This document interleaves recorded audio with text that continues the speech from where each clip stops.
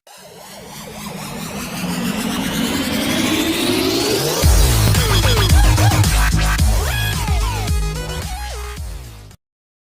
salut mga idol. Gusto ko bago pa tayo magsimula sa ating video, gusto ko lang pagbatiin na Happy Father's Day sa ating mga ama, sa aking father.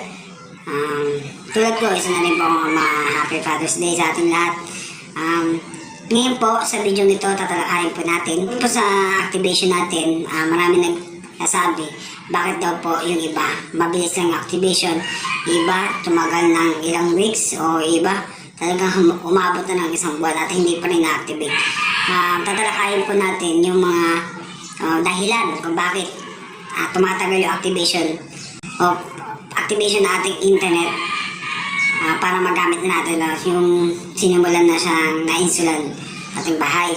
So, unang-una, meron din, minsan po may ikabayan din yung ahente kung bakit hindi na-activate agad yung account natin. So, una po kasi yun, binibigay po sa atin ng activation team 3 to 5 days po. Usually po, 3 to 5 days po yung activation natin. So, sinasabi po namin na pag 3 araw na, wala pa rin internet yung modem natin, i-concern po natin sa ahente na for follow-up. So, pagka tumagal na siya ng 5 araw o so on, kailangan matutukan na siya ng activation team. Possible kasi may problema sa modem or sa system. So, dito po sa area namin sa Bulacan, sa Bukawi, Santa Maria, ang nag-activate po talaga sa amin is yung main branch ng Converge, yung Pampanga po.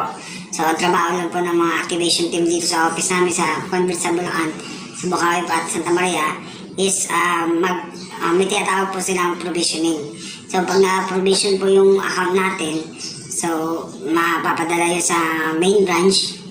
Ayun po, hihintayin na natin yung resulta. Pag wala pa rin, after 24 hours, kukontakin natin yung ahente for follow-up activation. Okay po?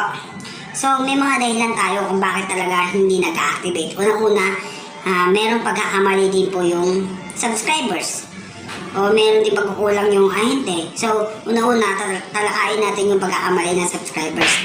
Isa kasi, pag naipalawanan din ng ahente, yung kung ano dapat gawin at hindi dapat gawin sa modem upon installation, una-una po, yung kailangan saksak lang po yung modem o yung meron po siyang power.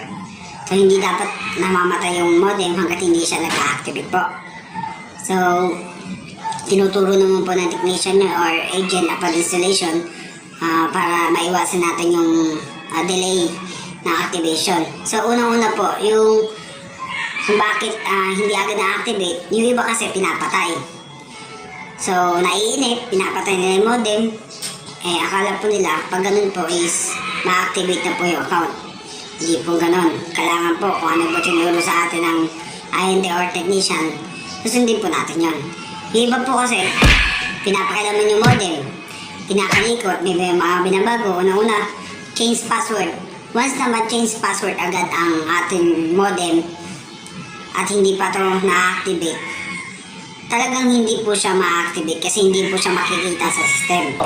Yun nga po, yung unang sinasabi ko po, pag napatay yung modem natin, wala siyang power, unang-una po nagiging problema ng activation team, can detect, hindi po siya ma-detect ng activation team. So, tinatawagan natin subscribers na tinetext natin na huwag patayin yung modem.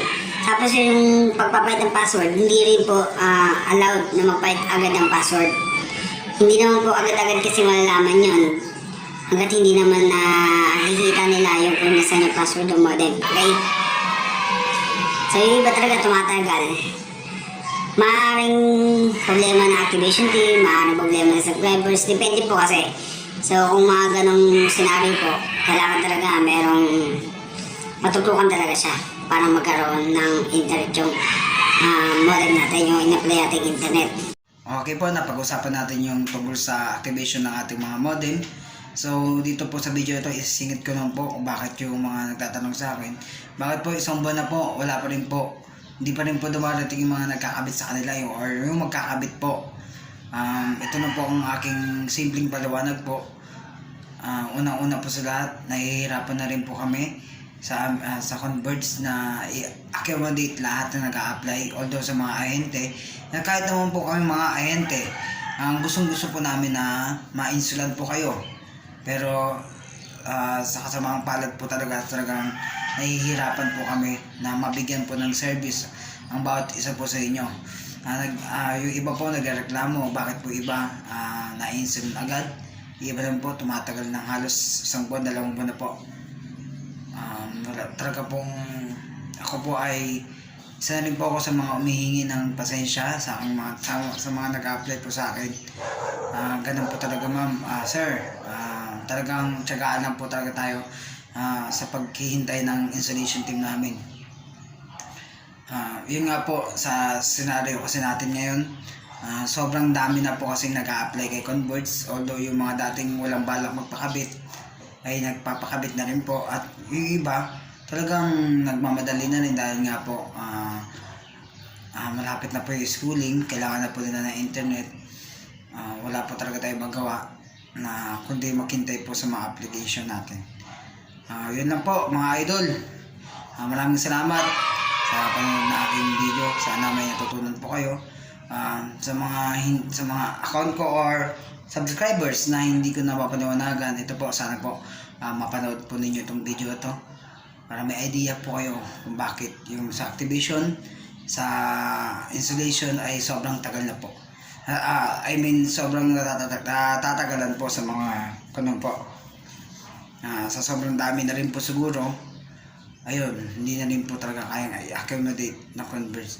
So kung kaya po natin maghintay or magtiyaga sa installation or sa activation,